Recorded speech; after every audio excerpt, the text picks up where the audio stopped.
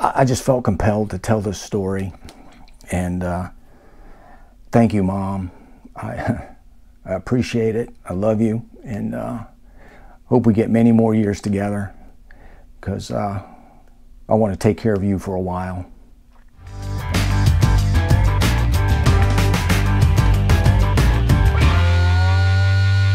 Hey gang, welcome back to Mark's 60 plus fitness journey. Now before I start off here, I'm just going to say my mom is still with us, and she's still vital and active, you know, to the degree she can be. My mom had me when she was very young. She was 20. I'll be 64 here very shortly. She just turned 64, so I guess technically she was 19.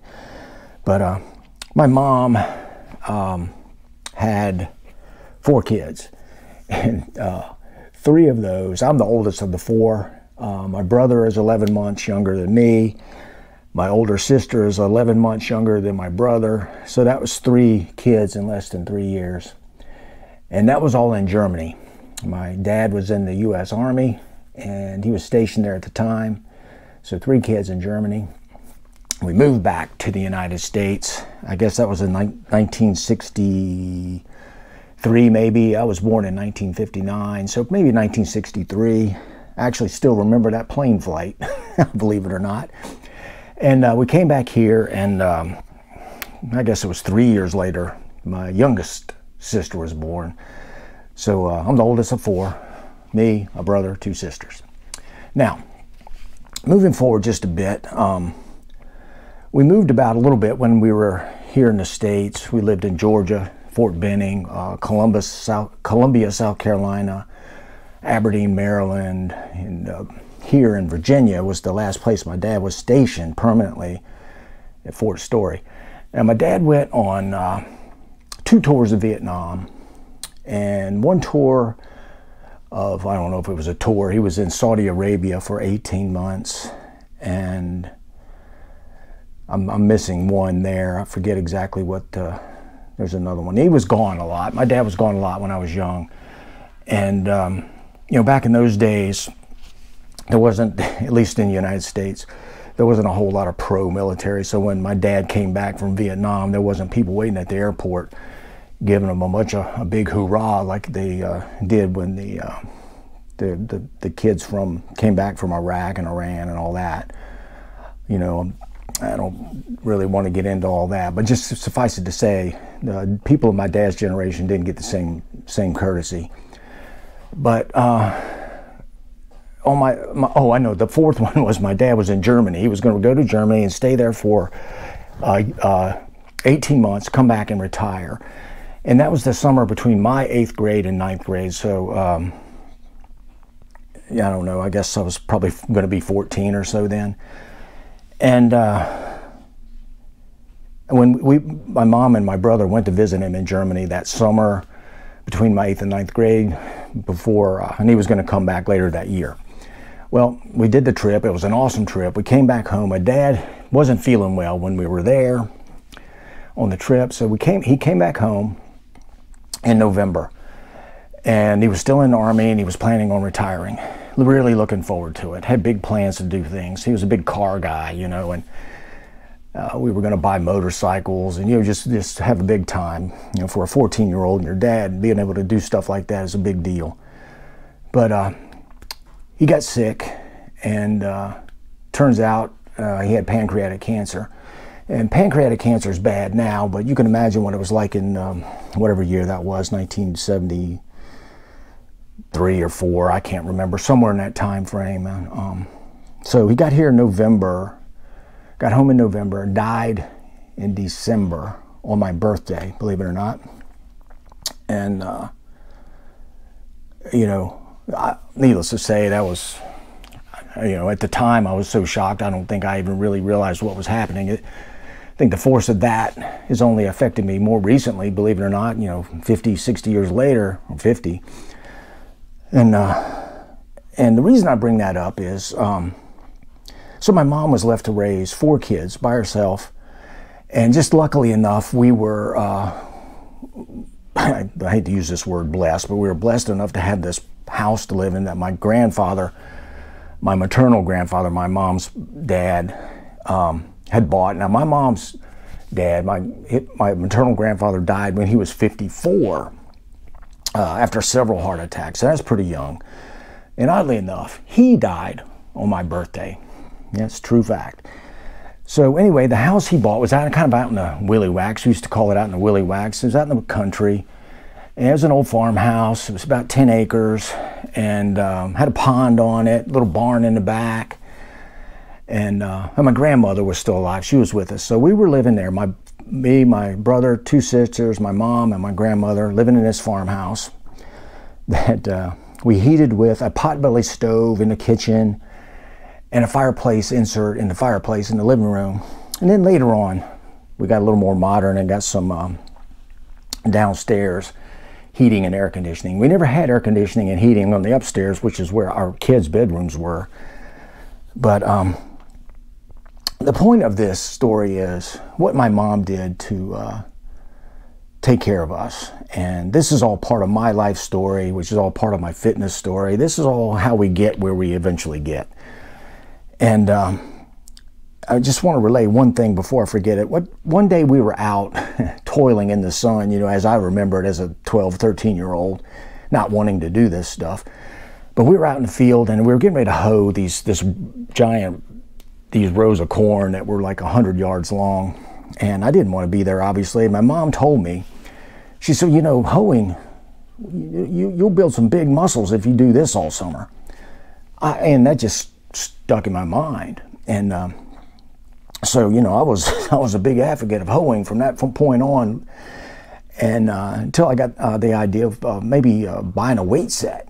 And so that Christmas, 73 maybe, I don't know, 1973, my mom bought me a Ted Williams weight set, which was from Sears and Roebuck. Ted Williams was a plastic coated cement 110-pound weight set. Came with 2 little dumbbell bars, and that's what started my whole fitness, weightlifting, bodybuilding, powerlifting, whatever it is I got into. That's what started it right there.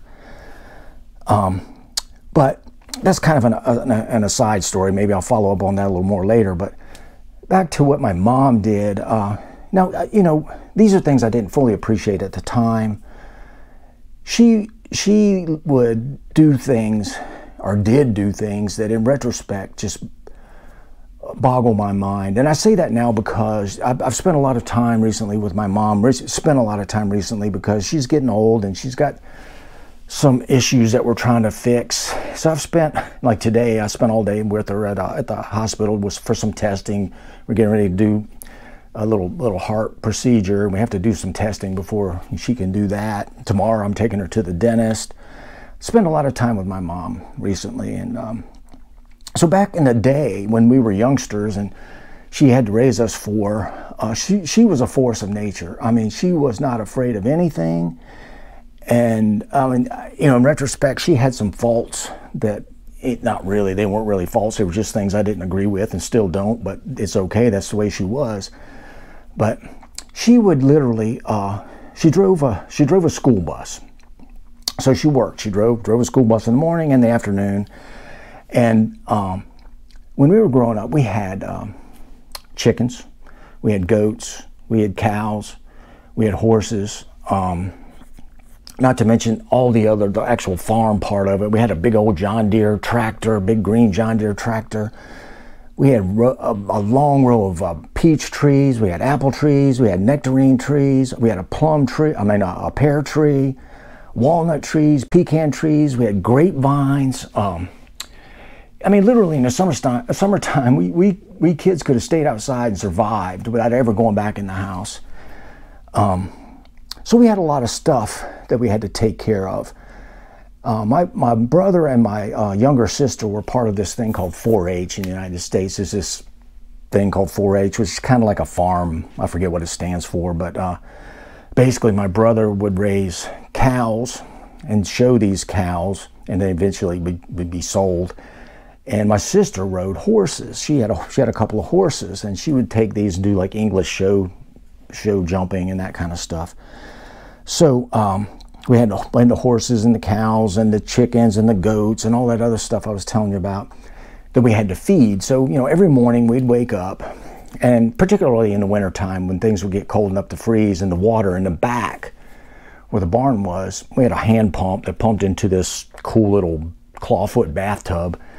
You know, if it was cold enough to freeze that, we had to carry 5-gallon buckets of warm water, 5 gallons of water.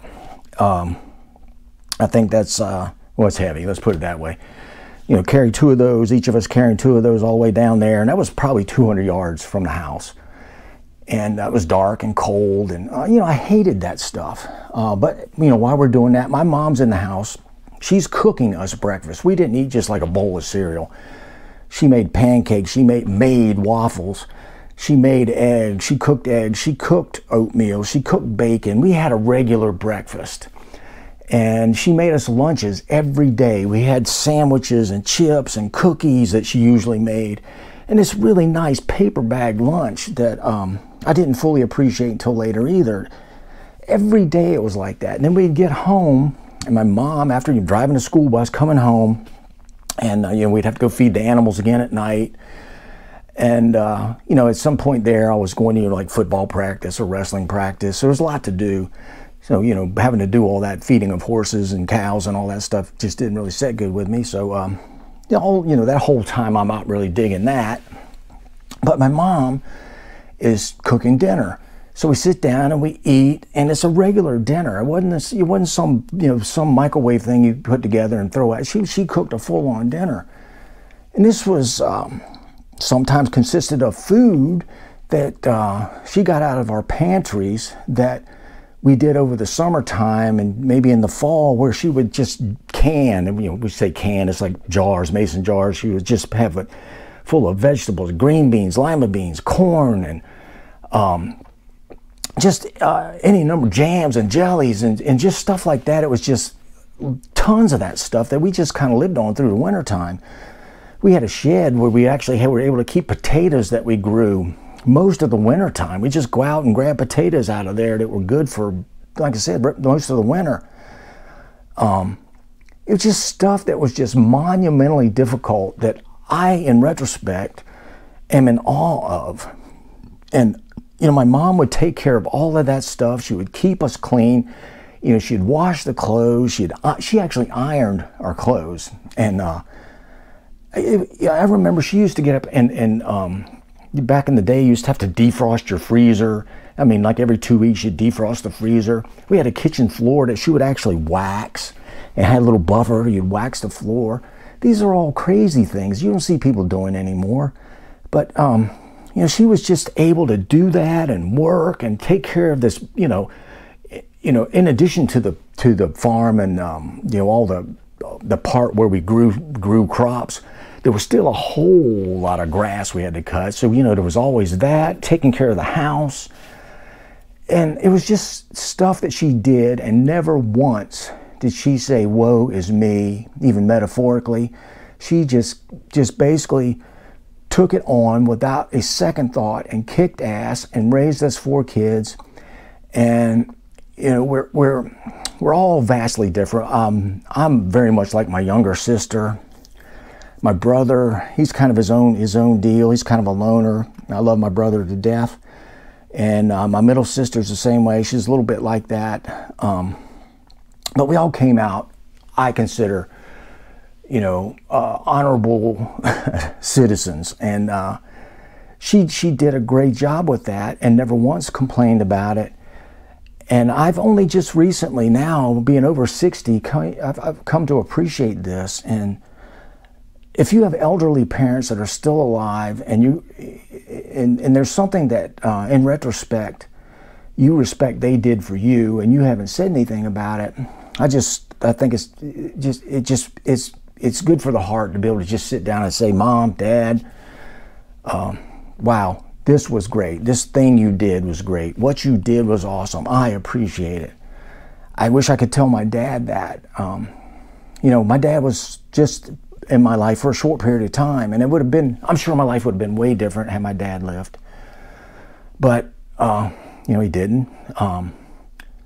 And even more recently, I start thinking about him more than I used to when I was 20 or 30. And you know, tell him that the time we did have together, there were so many things I remember that he did that still stick with me to this day. And that was just, 14 years of life, and that I got to experience. But I guess this is kind of just an ode to my mom. This went way longer than I wanted it to, but I just felt compelled to tell this story. And thank you, Mom. I appreciate it. I love you, and hope we get many more years together, because I want to take care of you for a while. All right, that's all I've got. There'll be more to follow. We'll get back on the workouts later. I think tomorrow I've got an arm and shoulder workout. But that's it. Thank you for listening. I just wanted to get that out of my system. If nobody even hears this, I feel better about it. So, till next time, go get 'em. Mark out.